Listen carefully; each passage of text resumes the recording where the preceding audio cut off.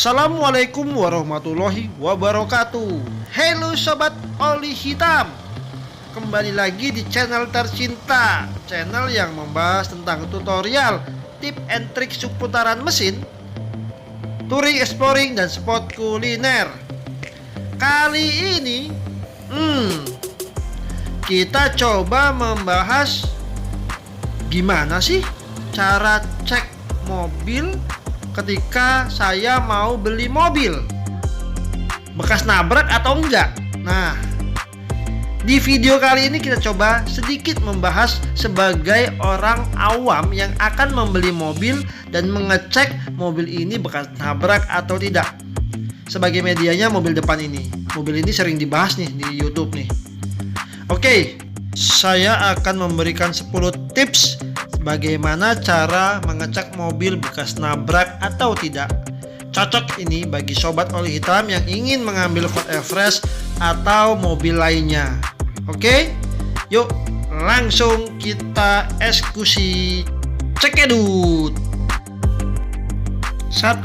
Amati bodi mobil. Nah, yang pertama kita amati dari depan, dari samping. Perhatikan apakah bodi lempeng atau tidak. Kemudian cat bergelombang atau tidak. Seperti itu sobat. Dan perhatikan warna teksturnya, ada belang atau tidak.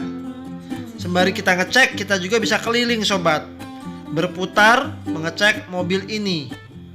Kita pastikan tidak ada belang, tidak bergelombang, atau cat aslinya masih mengkilat, ada burem walaupun warnanya sama. Nah, itu biasanya bekas ditabrak sobat, atau bekas nyenggol, atau sepet gitu, disepet sama pemilik sebelumnya. Belang terlihat tidak sempurna warnanya. Jika bergelombang, kemungkinan dia penyok, dempulannya nggak rapi sobat. Seperti itu. Kita amati bagian kap mesin bagian atas, bawah, samping. Kita amati center tidak bodinya. Nah, kadang-kadang sobat pernah lihat kan orang-orang yang main mukul-mukul mobil. Mungkin ini juga salah satu kita bisa coba sobat. Kita pukul-pukul keliling setiap sudut yang mencurigakan. Tujuannya apa? Untuk mengecek tebal dempulan dari bekas tabrakan itu. Jika bunyinya seperti ini, nah itu artinya bodinya kaleng sob. Tapi sebaliknya, jika bunyinya blek blek blek, itu ada kemungkinan bekas dempulan sob. Tapi jangan kaget sob, ada beberapa mobil yang bunyinya blek blek di bagian pintu. Biasanya itu dipasangi peredam sob. Tujuan dipasangi peredam agar mobil terlihat kedap. Nah, itu dia. Jangan sampai keliru antara mobil yang dipasangi peredam dan mobil yang didempul. Suaranya hampir mirip. Oke, lanjut. Sekarang kita amati bagian ini sob. Kebanyakan sobat semua lupa untuk mengecek bagian ini. Yap, bagian atas. Kita cek sobat. Di sini biasanya ada penyok, itu tertimpa buah atau tertimpa pohon. Ini bagian ini. Oke. Sekarang lanjut yang lain. 2. Goresan di tiap sudut. Nah, yang kedua, kita amati sob. Ada baretan-baretan nggak di bodi mobil tersebut? Misal pada mobil ini, ya di bagian bawah ini, kita lihat ini baretan, parah tidak? Jika parah, berarti kita memperbaikinya sulit, atau ada penyok di bagian ini, seperti itu sob. Jika tidak parah, ya tidak masalah sih tentunya. Jadi kita bisa perbaiki dengan harga yang murah. Atau kadang baret-baret kecil bisa kita samarkan dengan cara di salon, seperti itu sobat. Yang rawan sih bagian bumper nih. Bagian bumper biasanya rawan nyenggol atau baret. Nah, contohnya seperti ini. Ini baret, ini biasanya kena salon nih, bukan kena nabrak. Di salon lama-lama habis. Nah, seperti itu sob. Oke, lanjut. 3. Sasis ruang mesin. Nah, yang berikutnya ini merupakan hal yang vital harus kita cek. Nah, kita buka kap mesin. Kita lihat di sini bisa kelihatan nih bekas nabrak atau tidak mobil ini, gitu loh sob. Kita buka ya. Kita perhatikan sekelilingnya di room mesin ini sob. Kita lihat ada nggak yang aneh, melengkung atau penyok. Kita lihat sasis ini sob. Biasanya kalau bekas nabrak dia tidak serapi ini bentuknya, dia tidak simetris atau lurus. Ada hal yang mencurigakan, ada lakukan penyok atau berbeda warna dengan cat yang di bodi. Seperti itu sob. Dan perhatikan baut-bautnya sob. Biasanya kalau bekas cetan, bautnya itu terkena cat. Itu pasti, biasanya seperti itu. Ini bengkok, melengkung.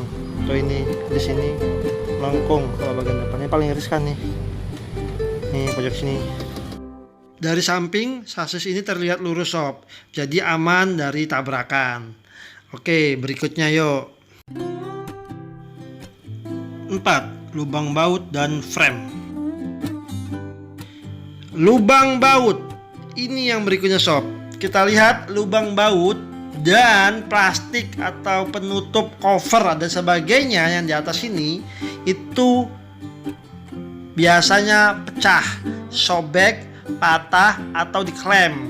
Nah seperti ini. Ini nggak ada bekas patah, pecah dan diklem. Mungkin bautnya hilang, tapi tidak masalah. Nah lubang-lubang ini masih tetap di diameternya, lingkarannya, tidak ada penyok, bengkok dan sebagainya sob di lubang-lubang ini. Kita bisa amati lingkaran-lingkarannya, tidak ada yang rusak ya sob ya. Lanjut. 5. Letak radiator, kondensor dan intercooler. Nah bagian komponen ini juga sob wajib penting diperhatikan. Radiator, biasanya radiatornya itu kalau bekas tabrakan diganti, ya kan, baru. Nah kalau baru kita wajib menanyakan kenapa radiatornya diganti, apakah overheat atau bekas nabrak atau rusak dan sebagainya. Seperti itu sob. Nah berikutnya kita lihat kondensor bagian di dalam dan plat pengait kondensor sob. Ini kelihatan nggak ya? Sebentar. Nah ini dia. Ini kondensor, intercooler. Nah ini di sini ada plat pengait. Itu saya lingkarin plat pengaitnya. Nah ini diperhatikan. Nah, ini saya tunjuk. Ini diamati. Biasanya ini bengkok atau tidak rapi sob, melengkung. Ini susah diperbaiki loh. Walaupun ditarik pun susah. 6. Amati kap penutup mesin. Nah berikutnya bagian kap mesin sob. Ini ada tulisan volt ya. Nah kita lihat ini untuk kap mesin pengaitnya, apakah bekas las-lasan atau tidak. Kemudian pinggir-pinggirnya ini biasanya kalau kap bekas nabrak dia akan bengkok ke bawah seperti itu. Nah ketika bengkok itu susah ditutup biasanya sob, seperti itu. Kita lihat apakah ada pecah di bagian-bagian pinggir-pinggir ini. Nah di dalam sini ini juga biasanya kelihatan cekungan, bengkok, penyok dan sebagainya sob. Karena kap akan pasti melengkung ketika tabrakan, seperti itu. Nah ini satu lagi sob, bagian baut yang di kap pengait mesin. Ini dia. Nah ini biasanya dilas atau nggak pas ya, seperti ini ya sob ya. Jadi dilas sama tukang catnya.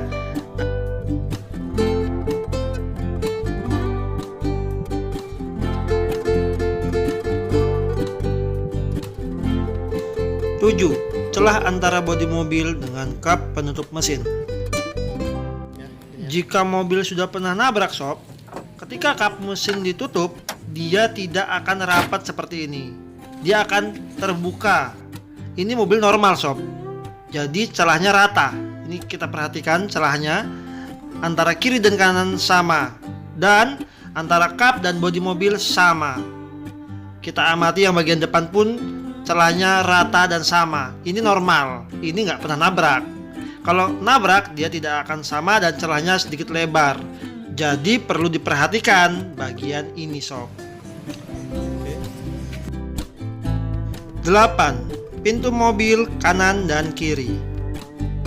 Pintu kalau dihajar dari kanan atau kiri itu ketika dibuka pertama susah, ketika tutup dia membal atau nggak presisi. Ini masih presisi ya, ditutup pelan aja, pelan aja saya tarik pelan, masih tutup. Oke. Kemudian lihat tulangannya dari sini. Kalau pintu bekas tabrak dia akan bengkok, terutama yang lili. Engselnya bisa akan rusak. Nah, kalau bekas nabrak. Kemudian ini akan benggang. Ini akan benggang dalam arti melengkung ya, bukan copot klem-klemannya. Kalau copot klem-klemannya masih bisa dibenerin. Ini benggang. Ini kelihatan nih posisi normalnya.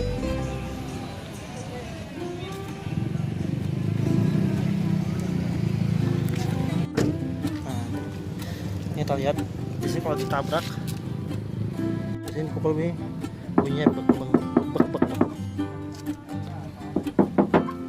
Pintu belakangnya pun sama, kalau ditabrak juga dia akan nggak presisi, kemudian dia nggak kencang.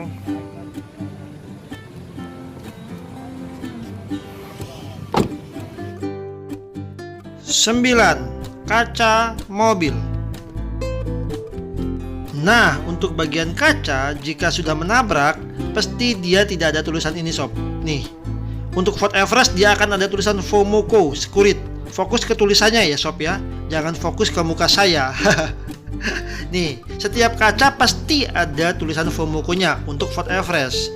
Sedangkan untuk mobil lain yang merek Toyota, Honda, dan sebagainya, itu pasti ada tulisan juga di setiap kacanya.